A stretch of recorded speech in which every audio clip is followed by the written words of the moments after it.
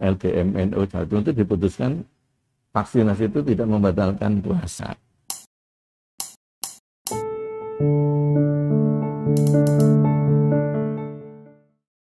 Berarti hal-hal yang membatalkan puasa itu adalah memasukkan benda-benda asing ke dalam tubuh seperti itu ya. Yeah. Berarti untuk melakukan maksiat dan sebagainya itu membatalkan pahala puasa. Bukan ya, membatalkan puasa. Kemudian kalau suntik bagaimana? Iya, suntik itu apalagi sekarang musimnya vaksin ya. Iya. Barusan diputuskan oleh PWNU ya, Jawa Timur itu. Boleh. Boleh, jadi vaksinasi itu tidak membatalkan puasa. Nah, kalau kita merujuk kepada fikih, itu kan tadi yang membatalkan itu kan dukhulu syai'in dukhulul ain fil jawf, di dalam rongga. Nah, kalau suntik termasuk vaksin, apakah masuk ke dalam rongga? Jawabannya tidak. Rongga itu kan misalnya memasukkan obat lewat telinga atau lewat dubur ya, itu termasuk rongga itu. Hati-hati. Bahkan kalau sampean BAB ya, kalau cawe itu jangan dalam-dalam memasukkan apa ini namanya, jarinya. itu bisa jauh. Tapi kalau suntik ini tidak masuk ke dalam jauf. Di kitab pada Fathul Mu'in itu. Di i'anahnya. I'anahnya itu jadi saya sempat nyatet itu. Wa kharaja bi, kecuali dengan kata jauf ialah ke dalam apa namanya itu, ma la yusamma jaufan kadakhili mukhissaqi aw lahmihi. Tidak termasuk jauf ialah bagian dalam daripada mukh itu apa namanya, kalau kentol itu, betis itu dalamnya itu namanya apa? Bukan sumsum. Atau juga dagingnya. Saya juga sempat konsultasi sama dokter. Gimana sih prosesnya nyuntik itu? Apakah yang disuntikan itu misalnya obat? Apakah masuk ke dalam rongga pencernaan? Ternyata tidak. Sama sekali tidak mampir. Jadi itu langsung ke urat-urat yang peredaran darah. Jadi karena itu maka di dalam i'anah itu tidak termasuk jauf. Sumsumnya betis dan dagingnya. Nah, ini kan suntik kan seperti itu. Nah itu menurut fikihnya seperti itu. Sehingga dalam LGMNO1 itu diputuskan vaksinasi itu tidak membatalkan puasa. Tapi yang namanya hati-hati ya, ikhtiyat. Saya ini sudah vaksin pertama gitu. Tapi yang kedua ternyata itu Syawal itu. Oh, berarti dokternya hati-hati juga itu. Ikhtiyat ya. Ikhtiyat lah begitu daripada subhat. Kalau khilafiyah kan menimbulkan subhat. Tarkul ikhtilaf sunnah. Mustahabun. Berarti yang tidak dinamakan jauf itu tidak membatalkan puasa gitu. Iya. Seperti suntik itu karena tidak memasukkan ke dalam rongga, bukan ke dalam jauf seperti itu. Kemudian kalau misal setelah mungkin ada seseorang yang tidak melaksanakan puasa di bulan ini sehingga dia mempunyai tanggungan gitu. Nah, lantas solusinya bagaimana? Setelah Ramadan itu dia lebih baik puasa Syawal atau mengqadha Ramadan? Seperti itu. Nah, begini. Kewajiban mengqadha itu ada dua kategori ya. Ada yang harus fauron, harus segera, seketika begitu selesai hari raya Idul Fitri langsung, itu namanya fauron. Ada yang istirkha, boleh nanti-nanti. Gimana kriterianya itu? Kalau orang meninggalkan puasa dengan maksiat, artinya gak lapo-lapo, gak ada uzur kok mokel, itu dosa. Maka itu kodonya harus auron gitu. Tapi kalau seperti ibu yang ibu yang nifas, itu kan memang uzur syar'i ya, itu ndak harus auron. Jadi kalau begitu silakan puasa Syawal dulu, tidak apa-apa. Karena muasak, waktunya kodo itu muasak sampai Ramadan berikutnya. Nah, kalau orang punya utang puasa sampai Ramadan berikutnya belum mengkodok, ini kena denda dia itu. Itu pun ada klasifikasinya. Kalau dia sampai Ramadan berikutnya belum mengkodok karena uzur.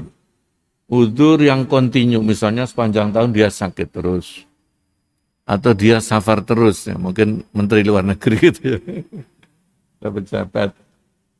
Nanti kalau memang menundanya sampai Ramadan berikutnya enggak karena uzur memang uzur syar'i, itu nanti ya tetap wajib ngodoni saja. Hanya ngodoni 1 harinya ya.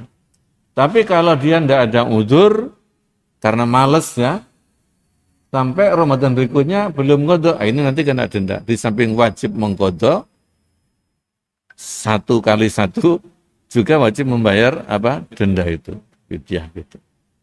Berarti ketika orang itu meninggalkan puasa itu biuzrin seperti itu, maka ada namanya tadi bisa muasak seperti itu. Iya. Terus kemudian kalau dia tanpa dia sengaja meninggalkan puasa, harus segera langsung harus mengkodok puasa.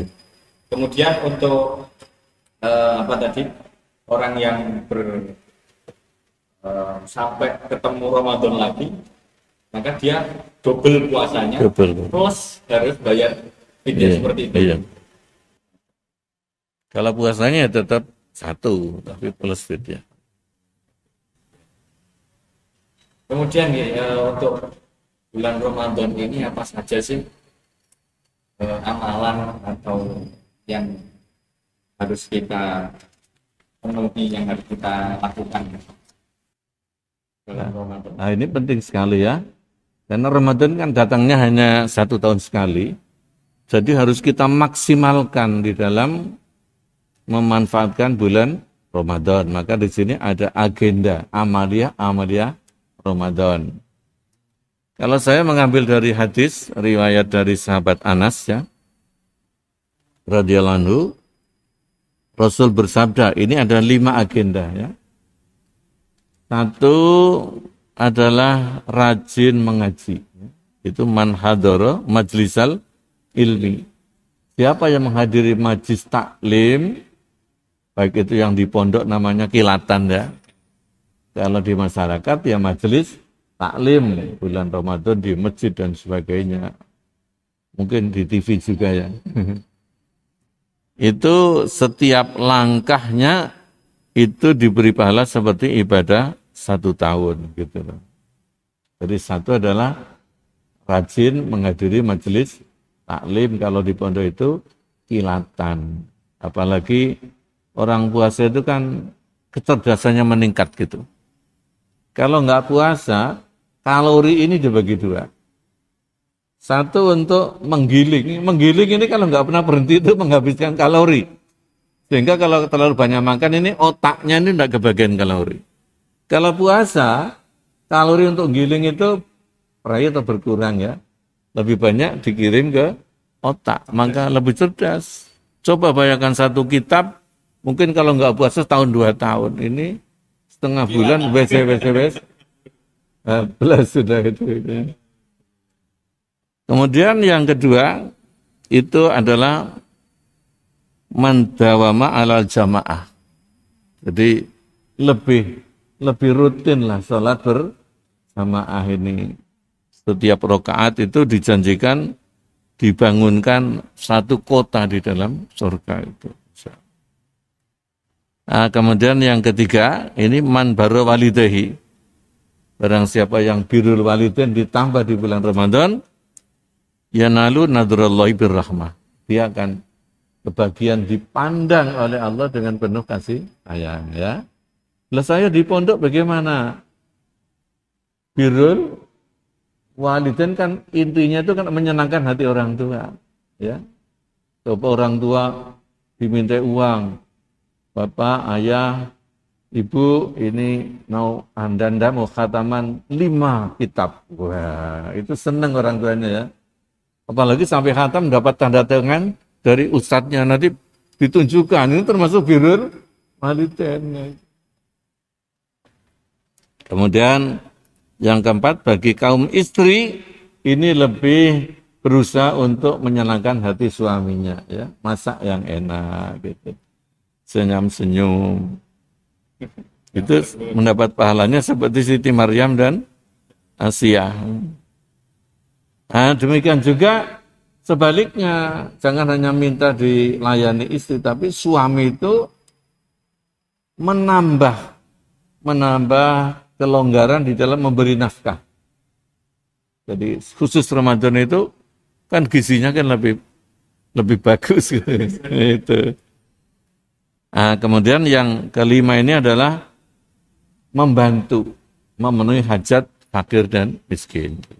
Itu kalau dalam fikih namanya iksarus sodakoh, memperbanyak sodakoh kepada keluarganya, kepada dulur-dulure, ya. Tolong kalau yang sudah punya kemampuan itu kalau Ramadan dulurnya dicampur semua, yang laki dibelikan sarung, ya, yang dulur perempuan dibelikan apa? Jilbab paling enggak gitu. Ini termasuk juga tetangga-tetangga. Terus banyak membaca Quran, iksaru tilawatil Quran, namanya tadarus. Tadarus ini bukan bid'ah, ya, ini sunnah. Karena Rasul itu setiap Ramadan itu tadarus dengan malaikat Jibril. Jadi semua Quran yang sudah diturunkan itu ditadaruskan untuk lebih memantapkan dengan malaikat Jibril. Makanya sekarang di mana-mana ada tadarus. Dan banyak memperbanyak ibadah, ya, iktikaf gitu. Ramadan itu pasangannya adalah iktikaf. Ini diantara lain. Masih banyak lain. Tarawih jangan lupa, ya. Tarawih itu yang paling utama. Tarawih itu pasangannya puasa. Maaf. Ini kadang-kadang orang puasa tapi bukannya itu rapelan. Biasanya makannya 3 kali, sekarang hanya 2 kali. Tapi yang buka itu menghabiskan sama takhir. Makanya kekenyangan, males tarawih. Tapi kenapa orang puasa itu rata-rata itu sehat, ya? Itu di dalam kitab apa namanya? Hikmatul Tasrih. Itu ada orang Perancis, dia bertugas di Mesir. Lalu menyaksikan orang puasa itu kasihan kok lemas gitu, ya. Setelah menyaksikan ketika buka, Masya Allah, bukanya begitu semangat sampai kelebihan. Tapi kok tidak membawa efek samping, ternyata sehat. Oh, jawabannya apa? Kemudian melihat kaum muslimin tarawih. Tarawihnya 20 rakaat. Masya Allah. Jadi habis kekenyangan nginingi terus, ya. Akhirnya ya sudah lunas. Jadi apa efek kita antara lain hikmahnya itu. Sehingga keluar fitrah gitu. Ya keluar. Jadi yang tidak puasa dan tidak melakukan tarawih tidak berhak untuk melakukan, tidak Idul Fitri, nggak perlu ribet. Iya, betul. Idul Fitri itu kan merupakan pestanya, ya, tasyakurannya. Jadi ada 3 yang dijanjikan kepada Allah, yaitu man shoma Ramadan imanan wahtisaban. Ada man qoma Ramadan imanan wahtisaban. Itu adalah tarawih, ya. Yang ketiga man qoma Lailatul Qadar. Pahalanya sama, yaitu ghufira lahu ma taqaddama min dzambi. Siapa yang puasa Ramadan karena iman, kemudian siapa yang tarawih, siapa yang menghidupkan malam Lailatul Qadar, diampuni dosanya. Jadi 3 tumpuk-tumpuk ini kalau dilaksanakan semua, Masya Allah, jos itu. dia Idul Fitri betul, kembali kepada fitrah. Fitrah betul-betul. Nah, mudah-mudahan kita oleh Allah diberikan taufik, ya, kekuatan lahir batin untuk menjalankan ibadah wajib Ramadan, ibadah-ibadah sunnah yang akan menambah makna daripada Ramadan. Dan akhirnya kita kembali kepada fitrah, terangkat kembali ya derajat manusia, yaitu laqad khalaqnal insana fi ahsani taqwim gitu. Telah usai podcast pada kesempatan kali ini. Semoga apa yang kita pelajari, apa yang kita dapatkan diberikan barokah dan manfaat oleh Allah Subhanahu wa taala, bermanfaat bagi kita dan bermanfaat bagi orang lain. Dan semoga podcast Qaulul Ulum ini dapat berjalan terus langgeng sehingga mendapatkan ridho para masyayikh, ridho Rasulullah dan ridho Allah Subhanahu wa taala. Maka sebelum kita tutup, kami mohon wejangan Kiai untuk closing statement. Wejangan. Ya baiklah, ketika kita telah mengetahui hikmah puasa yang begitu dahsyatnya ya, maka jangan sampai kita ini menghadapi Ramadan dengan rasa malas, apalagi rasa berat atau keberatan. Justru kita harus menyambut Ramadan dengan rasa faroh, rasa gembira. Nah, untuk bisa gembira, maka kita perlu sharing-sharing tentang hikmah Ramadan dan di samping syarat rukunnya. Dan hendaknya kaum muslimin ini ya tambah umur, tambah kesempatan puasa ini harus meningkat setiap tahunnya. Jangan tinggal kelas sampai tua masih tetap saja. Ya. Itu tadi dari saumul awal meningkat saumul awas. Untuk fawasul khawas ini ya rada angel ya. Itu para wali itu. Ya paling enggak itu saumul apa? Saumul khawas. Dan yang penting juga bahwa puasa ini adalah bisa menciptakan suasana kebersamaan. Mulai daripada lingkup yang paling kecil, kebersamaan di dalam keluarga. Ini harus dimanfaatkan. Buka bersama, kemudian sahur bersama. Kalau di pondok juga begitu, bersama temannya. Ini luar biasa. Jamaah bersama, apalagi tarawih bersama. Kalau di kampung kan habis tarawih ada apa namanya itu jaburan, ada jajan-jajannya gitu ya. Di pondok ada ya? Ya ada di warung. Bawa dewe-dewe. Itu perlu juga, itu namanya tasyakur ya. Nikmati. Yang lebih penting ini karena pandemi ini kan sementara ini orang jarang-jarang menikmati kebersamaan. Nah ini puasa inilah paling tidak di dalam keluarga ya. Tapi kalau kita mengaji dimanapun majlis taklim, itu kita harus tetap memperhatikan protapnya ya. Protokol kesehatan harus dijaga. Apalagi nanti untuk mudik, ya ini harus kita membatasi diri dulu, kebersamaan, tapi secara terbatas. Kita taatlah kepada pemerintah, ya. Enggak mudik. Kalau anak pondok mudik apa? Mudik virtual. Mudik virtual, ya. Karena ini penting ini. Memang riayan mudik itu kan namanya maslahat. Tapi bisa membawa dampak negatif namanya mafsadah. Kaidah fikih mengatakan darul mafasid muqaddamun atau aula ala jalbil masalih. Jadi menolak mengantisipasi dampak negatif itu lebih diutamakan daripada mendatangkan maslahat.